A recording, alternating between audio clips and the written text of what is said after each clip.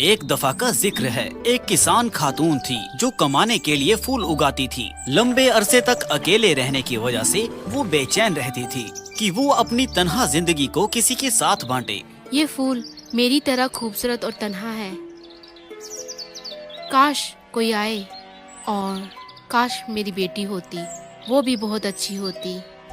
एक नन्ही परी ने उसकी ख्वाहिश सुनी और उसने खातून को हैरत कर दिया। एक बच्चा।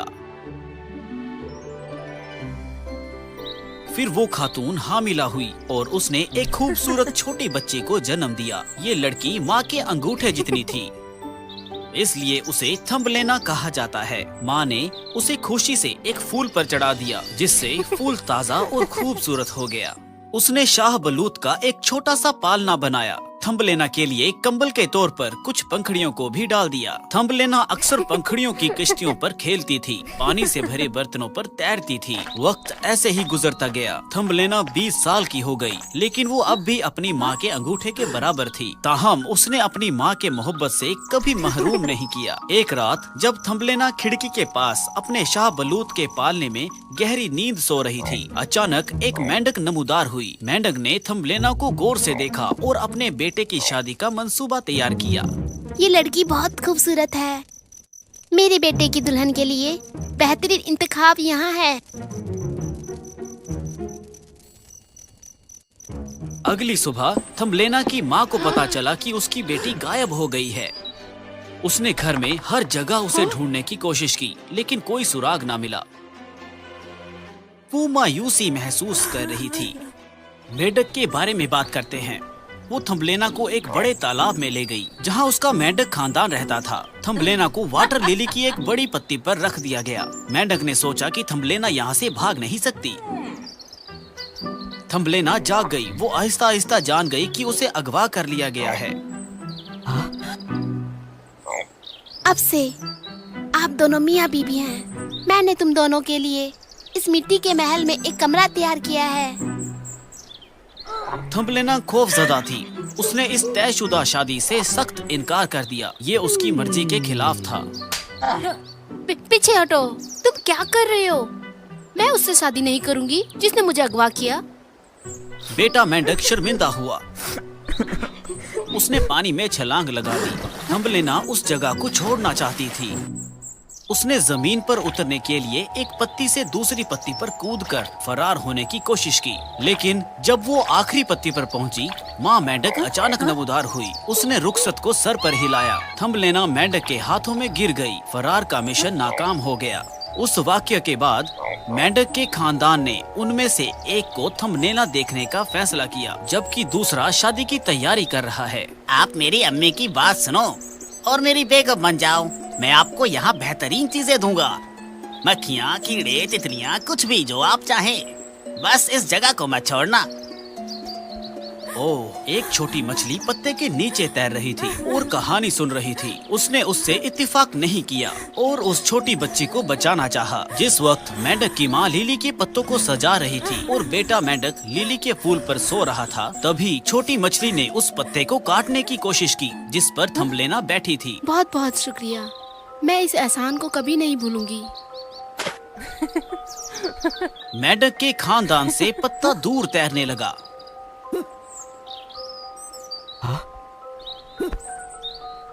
पत्ता एक अजनबी सरजमीन पर रुक गया। थंबलेना वाकई खुश थी कि वो मेंढक के खानदान से बच गई। वो जमीन पर पहुंच गई और घर का रास्ता ढूंढ रही थी। कुछ दिन बाद बर्फबारी शुरू हो गई। थंबलेना सर्दी से बचने के लिए जंगल में खाने की तलाश में घूम रही थी। खुशकिस्मती से उसे एक छोटा सा घर मिला और दस्तक दी। एक आवाज ने दरवाजा खोला। सलाम मोहतरमा वोल्फ, मैं खो गई हूँ और बर्फबारी हो रही है। बराए करम मुझे सख्त मौसम से बचने के लिए कुछ दिन यहाँ रहने की इजाजत दे। मैं आपके कामों में मदद करूँगी। ठीक है, अंदर आ जाओ, आपके लिए एक कमरा है। वोल ने हमदर्दी जाहिर की और थंबलेना को कुछ दिन रहने की रजामंदी जाहिर की। याद रखिए, जैसे आपने कहा, आपको मेरे कामों में मदद करनी होगी। हाँ, मैं समझ गई। बाहर आई तो वोल के घर पार्टी में एक मॉल आई। थंबलेना ने उन्हें कई दिलचस्प कहानियां सुनाईयां। मोल ने थम्बलेना को बेताबी से देखा। ये छोटी सी लड़की उसे मजेदार खाने में दिख रही थी। आपको ये मजेदार छोकरी कहाँ से मिली? उसे मुझे दे दो, मैं 3 नट्स दूंगी बस।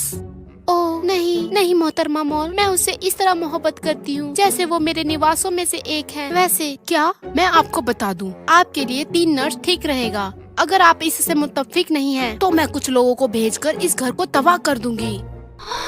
वोल ने उदासी से थम्बलेना की तरफ देखा। मोल के जाने के बाद वोल ने थम्बलेना को छोटी सी बात से खबरदार किया और उसे जल्द से जल्द वहाँ से जाने को कहा। बदकिस्मती से मोल ने थम्बलेना को जल्दी से घर से निकलते देखा। तुमने मुझसे बचाने की हिम्मत कैसे की वॉल? ठीक है, मजीद नट्स नहीं। थम्बेलना रुको, मैं तुमसे कह रही हूँ रुक जाओ। उसने गुस्से से थम्बलेना का पीछा किया। भागते हुए रास्ते में थम्बलेना ने छोटे पत्थरों को उठाया और मोल पर फेंका। ओ छोकरी रुको, तुमने मुझे मारा और माफी तक नहीं मांगी। मोल धीरे धीरे थम्बलेना के करीब पहुंचती, लेकिन छोटी खातून ने तेजी से मोल को चकमा दिया और उसे कांटेदार झाड़ी में फंसा दिया। झाड़ी की बदौलत थम्बलेना मोल की पहुंच से बाहर हो गई। अभी के लिए जंगल में भागते हुए थम्बलेना एक जख्मी परिंदे से मिली। छोटी लड़की, मदद करो, मैं तुम्हें अदा करूंगा, चाहे कुछ भी हो। जख्मी परिंदे को देखकर थम्बलेना ने उसकी मदद करने का फैसला किया। वो परिंदे को एक गुफा तक ले गई। मोल से पकड़े जाने के खतरे के बावजूद उसने परिंदे के जख्मों पर एहतियात से पट्टी बांधी। उसने खाना खिलाया और इसकी देखभाल की। खुशकिस्मती से परिंदा कुछ दिनों बाद मुकम्मल तौर पर ठीक हो गया। आपका शुक्रिया छोटी लड़की, आपने मेरी जिंदगी के बदतरीन दिन में मेरी मदद की। आप परेशान लग रहे हो। थम्बलेना सोच रही थी और मोल आ गई। बहुत दिन गुजर गए। वो नहीं जानती थी कि मोल अब भी उसके बाहर पीछा कर रही है। तुम कहाँ हो थम्बेलना? अगर मैंने तुम्हें पकड़ लिया तो रोना नहीं, अफसोस नहीं। थम्बलेना ने परिंदे से मदद मांगी। मेहरबानी करके अब मेरी मदद करें। परिंदा छोटी लड़की को लेकर आसमान की तरफ उड़ गया। मोल ने हैरान होकर थम्बलेना की तरफ देखा, जो एक परिंदे पर सवार होकर उड़ रही थी। थम्बेलना, परिंदा थम्बलेना को फूलों से भरी जगह पर ले आया, जहाँ फूल अपनी खूबसूरती का मुकाबला करने की कोशिश कर रहे थे और परिंदे दिन भर गाते रहते थे। थम्बलेना यहाँ के इस खूबसूरत मंजर को देख हैरान रह गई। जब वो फूलों की खुशबू में गहराई से उतर रही थी, तो एक छोटा लड़का खूबसूरत तरीन फूल से बाहर निकला। वो थम्बलेना जैसा दिखाई देता था, लेकिन उसकी पीठ पर चंद छोटे पर थे। सलाम, मैं एरिक हूँ, इस जगह का शहजादा। क्या मैं आपको जान सकता हूँ? ओह, सलाम शहजादे एरिक, मैं हूँ थम्बेलना।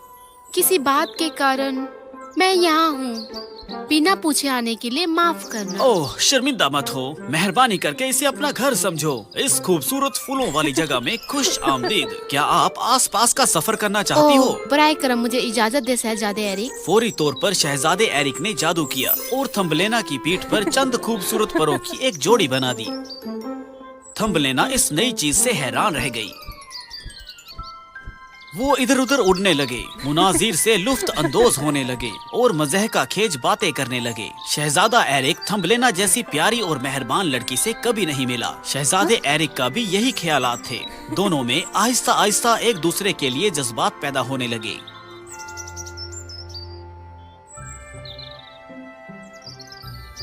थम्बलेना, मैं सिर्फ ये चाहता हूँ कि आप ये जाने, पहले ही लम्हे हमारी नजरें मिली, मेरे दिल ने पहले ही फैसला कर लिया था कि आप इस जगह की मालिक बनोगी। मेरी हर सांस के लिए बराए करम मुझे अपने जज्बात से आगाह करें। क्या आप मुझसे शादी करेंगी? मैं करूँगी, लेकिन मैं अपनी अम्मी से मिलना चाहती हूँ। वो अकेली हैं। हमने एक खूबसूरत फूलों का बाग उगाया है।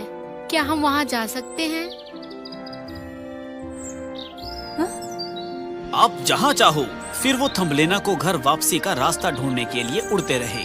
माँ वाकई बहुत खुश थी जब वो थम्बलेना से दोबारा मिल सकी। वो एक साथ मिलकर माँ के बाग में एक खूबसूरत फूलों की बादशाही बनाते रहे। थम्बलेना और शहजादे एरिक ने अपनी माँ, फूलों और परिंदों की हाजिरी के साथ एक शानदार शादी की।